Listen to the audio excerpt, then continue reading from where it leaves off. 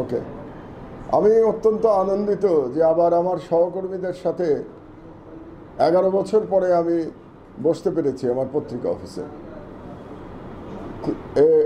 এটার জন্য এক ধরনের উত্তেজনাও কাজ করছে, কারণ আমাদের পত্রিকা বের করতে আর মাত্র 2 সপ্তাহ বাকি। উত্তেজনার সাথে কিছু আশঙ্কাও আছে, কারণ আমি দেখতে পেয়েছি যে বাংলাদেশের জনগণের মধ্যে আমার দেশ নিয়ে সাংঘাতিক রকম একটা প্রত্যাশা জায়গা তৈরি হয়েছে। তো আশঙ্কাটা হচ্ছে যে এই প্রত্যাশাটা আমরা কি মেটাতে পারবো?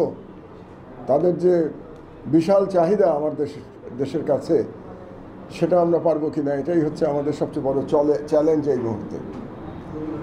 সৌভাগ্যের বিষয় হলো যে আমার যে পুরনো সহকর্মী যারা ছিল, তারা প্রায় সকলেই আমাদের এই নতুন উদ্যোগে যোগদান করেছে, এবং তারা এটাকে আমাদের যে অসমাপ্ত লড়াই ছিল সেই অসমাপ্ত লড়াইয়ের অংশ হিসেবে ধরে নিয়েছে। সেই লড়াইতে আমাদের একটি প্রাথমিক বিজয় অর্জিত হয়েছে। বাংলাদেশ হাসিনার ফ্যাসিবাদ মুক্ত হয়েছে হাজার হাজার তরুণ শহীদদের প্রাণের বিনিময়ে। কিন্তু ভারতীয় সম্প্রসারণবাদ বাংলাদেশ নিয়ে যে ষড়যন্ত্র চালাচ্ছে, তার বিরুদ্ধে লড়াই অব্যাহত আছে, এবং সেই লড়াইতে আমরা জিততে পারবো কিনা তার উপর নির্ভর করছে বাংলাদেশ রাষ্ট্রের সার্বভৌমত্ব এবং জনগণের অধিকার। এবং এই কাজে আমার দেশ আগের মতো অংশগ্রহণ করতে চায়, এবং আমরা চাই বাংলাদেশের প্রকৃত চিত্র সারা পৃথিবীর সামনে তুলে ধরতে। কারণ দুর্ভাগ্যজনকভাবে বাংলাদেশের মেইন স্ট্রিম মিডিয়া এখন পর্যন্ত তারা ব্যর্থ হচ্ছে বাংলাদেশ সম্পর্কে যে অপপ্রচার চলছে ভারতের মিডিয়াতে, তার যুক্তিসঙ্গত এবং সাহসী জবাব দিতে।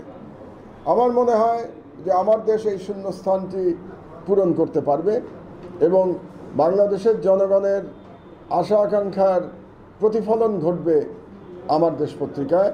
জনগণের কণ্ঠ হয়ে উঠবে আমার দেশ। আমার দেশ কোনো এলিটের পত্রিকা থাকবে না, আমার দেশ থাকবে বাংলাদেশের গণমানুষের কণ্ঠস্বর। এবং আমরা সাধারণ জনগণকেও আহ্বান জানাই যে আপনারাও আমার দেশের এই সংগ্রামে যোগদান করুন। শুধুমাত্র পত্রিকা কিনে নয়, পত্রিকাতে লেখা পাঠিয়েও। আপনাদের জন্যও আমার দেশের দরজা সবসময় খোলা।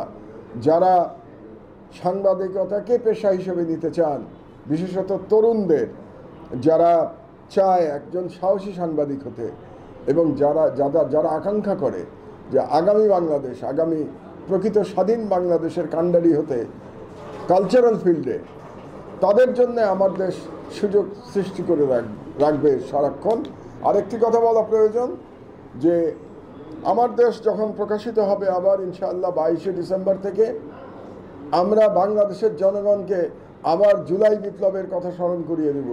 এবং জুলাই বিপ্লবে যে অসাধারণ আত্মত্যাগ করেছে বাংলাদেশের ছাত্র জনতার তরুণ প্রজন্ম, তাদের আত্মত্যাগ আমরা বাংলাদেশের জনগণকে ভুলতে দেব না, এটাই আমাদের অঙ্গীকার। আর সবশেষ কথা হচ্ছে যে আমরা শূন্য থেকে শুরু করেছি, কিন্তু গত 1 মাসের মধ্যে আমরা গুছিয়েও ফেলেছি অনেকটা। আমাদের অনেক রকম সীমাবদ্ধতা আছে, আমাদের অর্থনৈতিক সীমাবদ্ধতা আছে, আমাদের টেকনোলজিক্যাল সীমাবদ্ধতা আছে, আমাদের মেশিনপত্র নাই, প্রেস নাই, নিজের প্রেস নাই। শুধুমাত্র আমাদের যেটা আছে সেটা আমাদের সাহস এবং আমাদের প্রফেশনের প্রতি আমাদের সততা। আমরা প্রফেশনের প্রতি 100% সৎ থাকব, এবং রাষ্ট্রের প্রতি আমাদের যে দায়িত্ব, একটি সংবাদ মাধ্যম, একটি রেসপন্সিবল সংবাদ মাধ্যমের যে দায়িত্ব, সেটা আমরা ইনশাআল্লাহ পালন করব। এটাই আমাদের প্রত্যাশা। এবং আমরা যে সবাই মিলে আবার শূন্য থেকে যাত্রা করে আগামী 2 সপ্তাহের মধ্যে পত্রিকা বাংলাদেশের পাঠকের কাছে তুলে দেওয়ার আশা করছি, এটাতে যদি সক্ষম হই, আল্লাহ যদি আমাদের সহায় হন, তাহলে আমরা মনে করব আমরা আবার নতুন করে লড়াই শুরু করতে পারলাম। এবং এইবারের লড়াই হবে বাংলাদেশের স্বাধীনতা সমুন্নত রাখার লড়াই এবং এক্সটার্নাল থ্রেট থেকে বাংলাদেশকে মুক্ত থাকার লড়াই। আপনাদেরকে ধন্যবাদ।